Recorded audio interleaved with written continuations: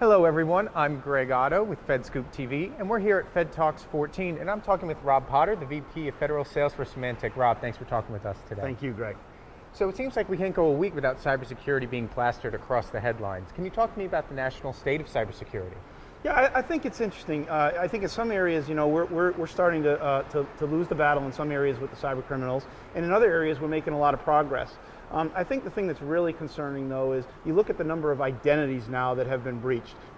Some reports report up over 500 million, some over 800 million, and you look at some of the data that's coming out, like today at your event, David from the FCC spoke about how many devices are out there and how many people are out there. So understanding the behaviors and the approaches that a lot of these organizations that have a criminal purpose are using is really causing a challenge in the community. And I think when you look at companies, Symantec being one of them, that are really looking at how do they take this threat intelligence information and allow organizations to use that information to recognize patterns, techniques, and telemetry, it really is starting to hopefully sway the pendulum back to us a little bit in terms of, at least if we can't stop them from getting in, at least identifying some of the techniques of when they're in there. I think the other part of it that becomes really important, though, is we're doing a better job with technology helping of understanding where our data is, where our information is, and how we remix that information to provide intelligence to an organization. So I think the question's a tough question, but in the end, I think that agencies and corporations are getting better about using intelligence from other companies and leveraging that into technologies that they've invested in and deployed to find better ways of recognizing threat, identifying those threats, and hopefully being able to mitigate and remediate those threats inside their organization. So I'm a federal CIO. Yep. And I want to move things to the cloud. How can I assure my stakeholders that I'm going to have a secure landscape and a secure perimeter as we move our things onto the cloud? Yeah, so the cloud's an interesting area right now, I think, for two reasons. One reason, I think, is that we haven't really tested the cloud. We've tested it from an economic perspective, right? It's clear that we can prove that we can reduce costs, reduce the number of tools, and we really probably can expand capability with the cloud. That's proven.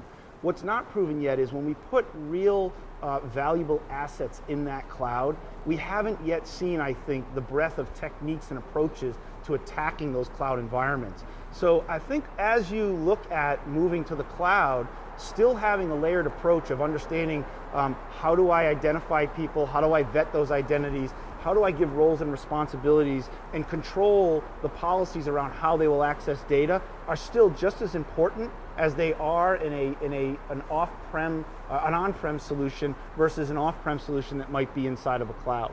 So with cloud, there's been a lot of talk hand in hand with the NIST framework. Do you think that adoption based on the NIST framework has been up to speed? Do you think it could be up to speed more? Yeah, so I mentioned this in the interview I had with Bobby Sembley. I think right now, this is one of the first times that I, as a person overseeing a public sector or a federal business, have seen commercial and enterprise companies actually embrace something so openly that the government has produced.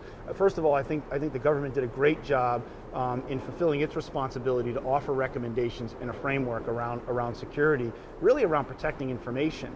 I think when you see companies and CEOs and boards actually ask for an explanation around what the framework looks like, calling in government people to actually understand what their concepts were and what their meanings were, and the fact that you see public companies actually going out now and touting that framework as a way that they'll issue insurance or coverage, right, in terms of cybersecurity coverage.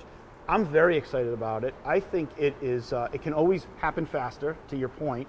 But I got to tell you, I'm really encouraged with the way that non-government entities are embracing this. And quite frankly, I think it's going to mean better technology, because one of the concepts that really is challenging out there is when the government puts certain restrictions on technologies that industry doesn't necessarily apply.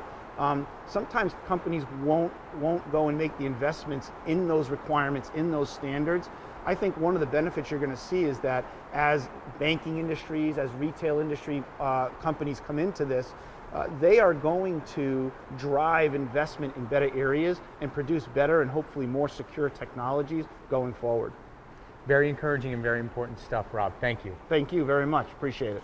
For FedScoop TV, I'm Greg Otto.